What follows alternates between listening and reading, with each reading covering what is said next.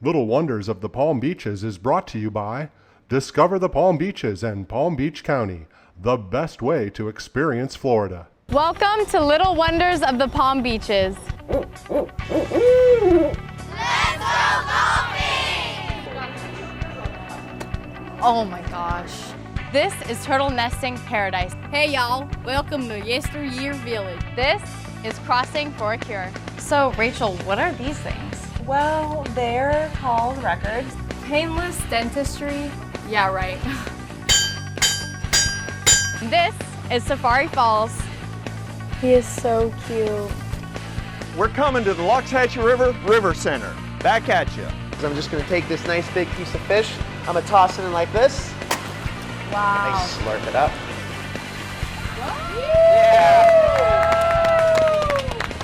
Sometimes I refer to this as hillbilly aerobics. Now it's time to try some garlic ice cream. This is Artie Gras. That is Mrs. Bubble. She is maximum size for an Atlantic spotted porcupine puffer. Well, this doesn't happen every day. I love your face. This is the best stinking party in the Palm Beaches. Yeah! That is Cuban so good. This is Little Wonders of the Palm Beaches.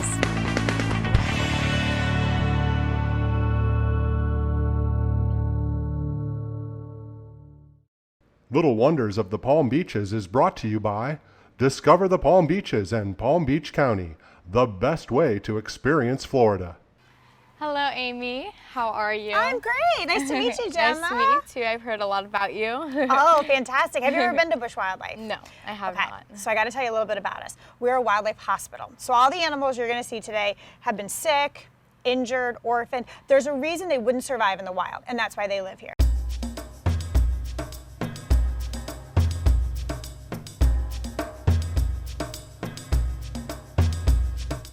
So these are our white-tailed deer. This is daffodil. And then over there is cypress. And you'll notice, of course, the males or the bucks have the antlers. His are a little funky because he has been neutered. Again, please lick her. I'm allergic to you, so please lick her. We get a number of the sandhill cranes in. Most of the time, they've got a leg injury, hit by cars, potentially hit by golf carts. They do tend to hang out in very urban areas. So these are our bald eagles, and one of the things you'll notice about this enclosure is there is no roof on it. So all of these birds have wing injuries that keep them from going back out in the wild again.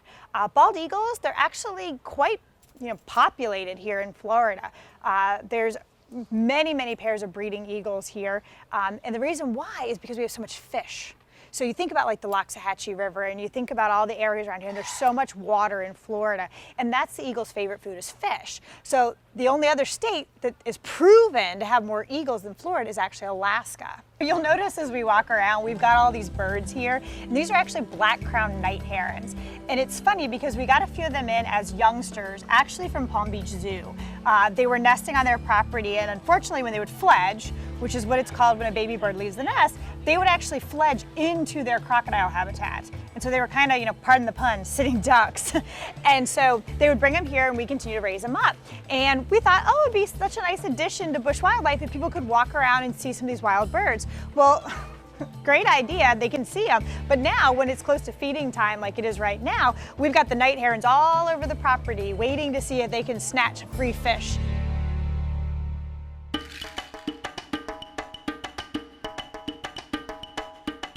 Amanda, what are you doing?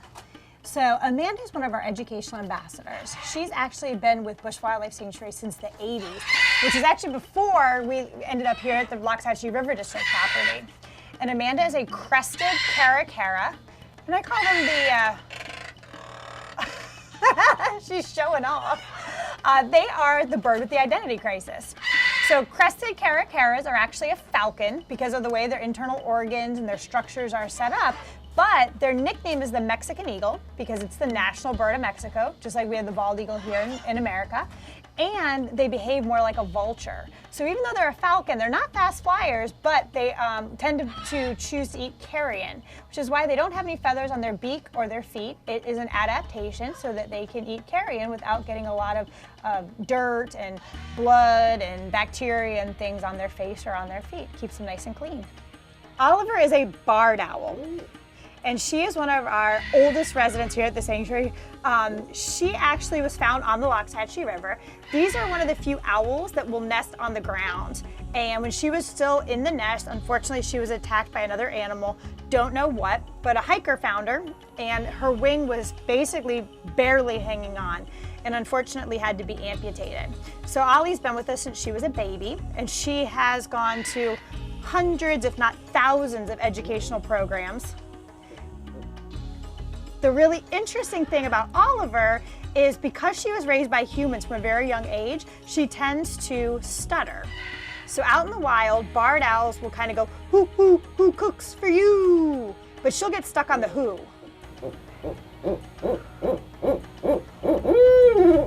Never does she do that on command. That was awesome. So these are educational ambassador bobcats. Normally I would never say, oh, just go pet a bobcat, you know, but these are actually ones that we have traveled with. They've done David Letterman and Jay Leno, and they've gone to the Southeastern Wildlife Expo in Charleston, and they teach people about bobcats and coexisting with bobcats. So we have 3 of them here right now. We've got, this is Porter, and we've got Paisley and Penelope, and these guys unfortunately were orphaned at a very young age. They were taken away from mom. Most likely someone saw mom, got panicked, trapped her, moved her, and then realized I was seeing her because she was hunting to feed her children. My shoes must smell really, really good right now. So they're like, I've got to get my smell on it. So that's why we're in here with these bobcats right now. So here's a grape for you. I'm gonna grab one for her. So you've got Taya, this is Kiona, they're sisters. You just hold it between 2 fingers, and they're so gentle. I love your face. Oh my gosh. So Look at, like, watch just how she, like, takes it. they've got these wonderfully sweet, soft lips. Oh my god. So, and of course we work with them on this. I mean, yes, it's a wonderful educational encounter. This is one of those things where you can really teach people to appreciate nature because of this kind of interaction. But it's really important for us for their medical behaviors. If we can get these animals to actually come up, for instance, show us their feet. Kiona, will you stand all the way up? Please, I know it's late in the day. Come on. Maybe Taya will do it. Try to get it, hold it up and tell her to come up. Come up here. Oh, I just Yeah, got good licked. girl. Come on. Good girl. She'll stand like that. We can You're take a look so at her belly. big. We can check and see if there's anything going on as far as any kind of scabs, bug bites, any kinds of You're problems. a good girl. This is Micaiah. Micaiah came into us kind of an interesting way. She was confiscated at Palm Beach International Airport. Her and her brother passed away a couple years ago now, but they were being illegally smuggled into Florida in the exotic pet trade. You can come down here and meet her if you like. You just kind of put your hand flat, and of course, once you get past Heather, you can kind of... You're purring. Are You hear her purring? happy? So, obviously, she is extremely used to people. Yeah. Most likely, she was bred in a captive situation. My understanding is that she actually was used like in Ohio, where laws concerning wildlife are very, very loose, if you will. And they would use her for like glamour shots. So you'd be at the mall and you pay $10 to get a picture with a cub. And then once they get too big, they get introduced to the illegal pet trade. And that is how she ended up here in Florida. Wow, you are beautiful. She says, I know.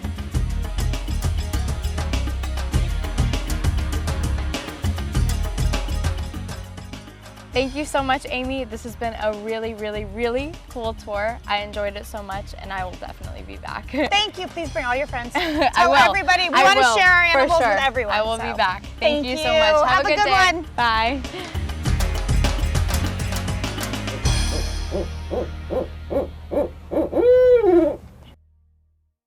Little Wonders of the Palm Beaches is brought to you by Discover the Palm Beaches and Palm Beach County, the best way to experience Florida. Today is a very special day here in Lake Worth Beach, Florida. This is Crossing for a Cure.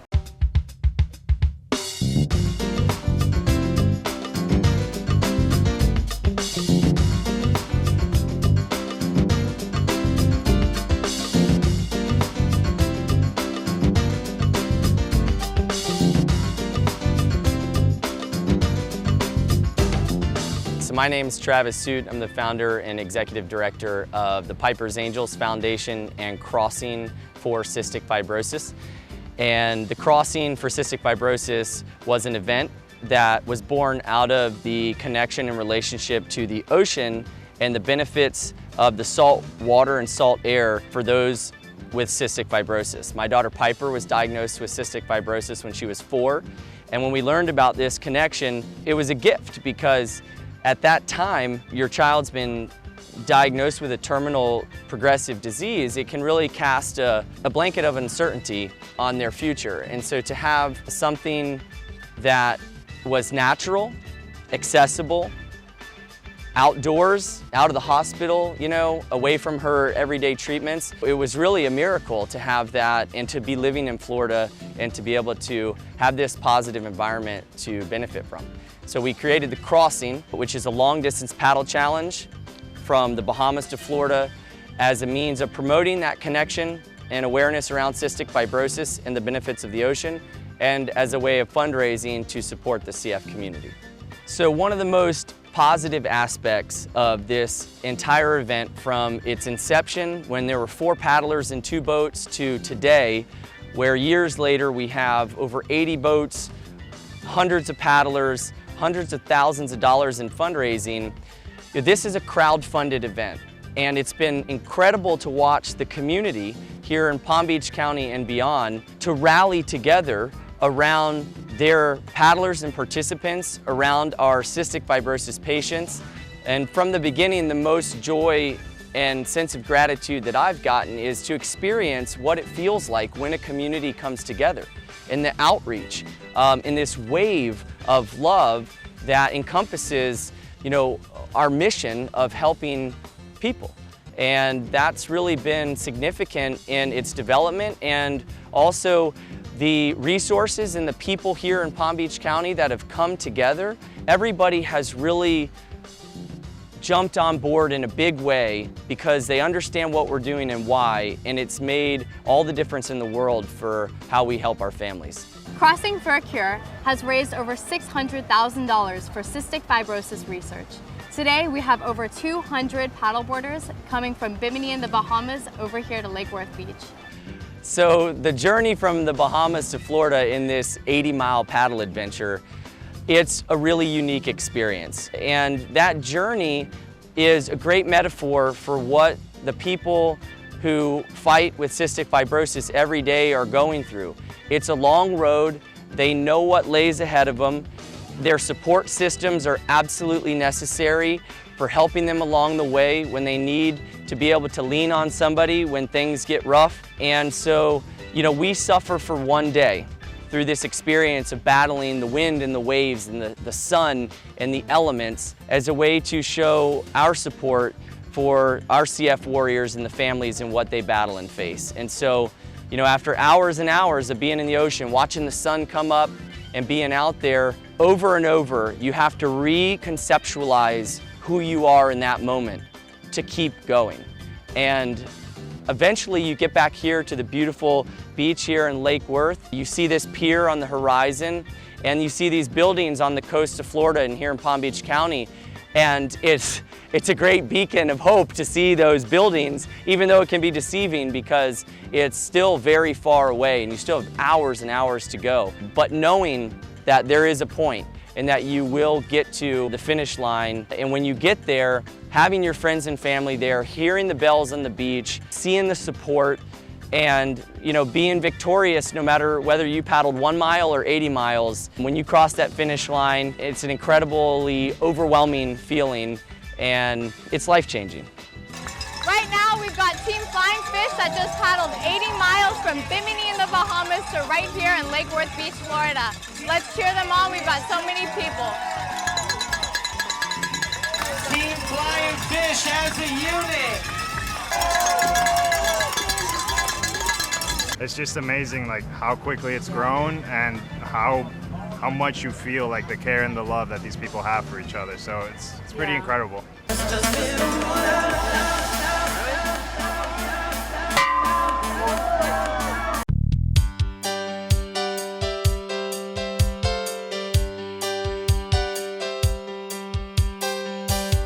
I think what made this event so meaningful to me is that as a CF patient, I have no choice. I wake up and I have to fight each day. But my friends and family and people I didn't know chose to endure this 80-mile distance to support the CF community. So there's a number of ways that people can get involved with the Piper's Angels Foundation or with the Crossing for Cystic Fibrosis.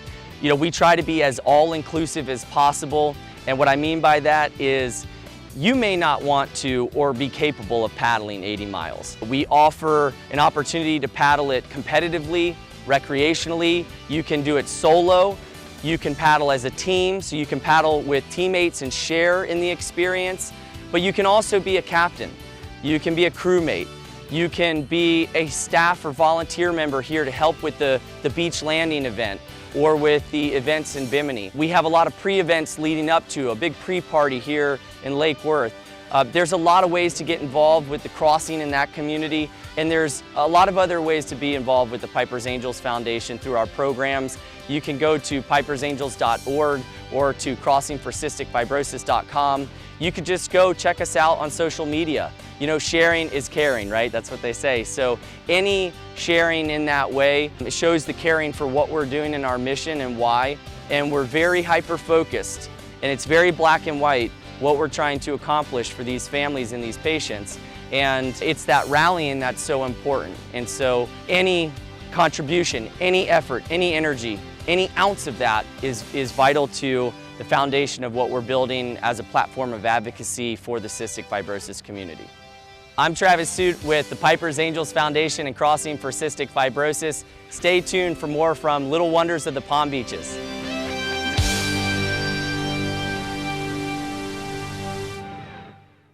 Little Wonders of the Palm Beaches is brought to you by Discover the Palm Beaches and Palm Beach County, the best way to experience Florida. Did you know there are over 140 golf courses in the Palm Beaches? Whether you're a scratch golfer or just love the game, you have to check out Drive Shack.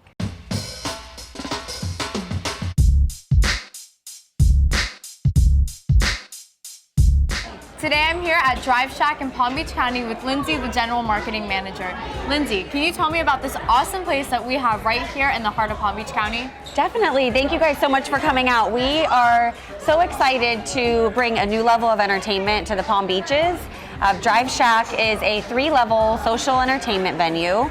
We offer fun golf gaming, retro arcade games, creative cocktails, delicious food items, and there's just something here for everyone. It's a fun social place to come out and enjoy. The best place for like a non-golfer. It's not intimidating, it's fun, you can swing, miss. For our golfers though, we do have a PGA professional. We really just felt like Drive Shack was a great fit in addition to the Palm Beaches. We obviously have tons of avid golfers here and the weather's beautiful. We're all weather here with heaters when it's a little chilly, and then some cooling, system here for our hot days. It really offers rain or shine fun. We have different meeting and event spaces. We have even a boardroom where you can come out and have a lunch meeting and then come out and host some clients and play some golf. We have a 2nd-level grill and bar, which is like a full sports bar, open to the public, whether you're coming into golf or just come in for lunch. We have all the sports packages for your, sports fans. And then on our 3rd level, we have a rooftop terrace and bar. And there we host different brunches. We have a DJ up there on the weekends. And it's just a fun social place to come out with some girlfriends or, have a birthday party, bring the guys out. We offer delicious options on our menu. There is your typical burgers and some wings, but we have some unexpected dishes as well. We have a watermelon poke bowl, which is like a vegetarian spin on a traditional ahi poke bowl. Wow. We have some delicious flatbreads. Crowd favorite here is definitely the pork wings, and then offer some really delicious desserts. We have some cookie skillets. I saw those. Yeah. Those look so good. There's just surprising items on the menu that definitely seem to please all of our guests here for sure. So you can head over to driveshack.com where you can find our pricing, hours of operation. If you're interested in booking a private event, you can do so there. We are conveniently located on the airport property, so whether you're on a layover or have some guests in town, we're just off 95 on Belvedere, so it's a really easy location to get to. Yeah, it's perfect. Yeah. We're open 7 days a week, all weather, rain or shine, so just come on out and let's light it up. Well, I brought some friends, so can I go check out the facility? And definitely, definitely. Game on, have fun. Yay, thank you so much. Today, I brought 2 of my best friends with me, Lauren and Vicky, and we're gonna hit some balls and eat some really good food. Let's get to it.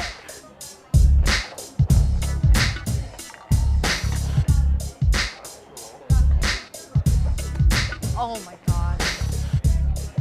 Okay, wait. Woo, that was good. Go.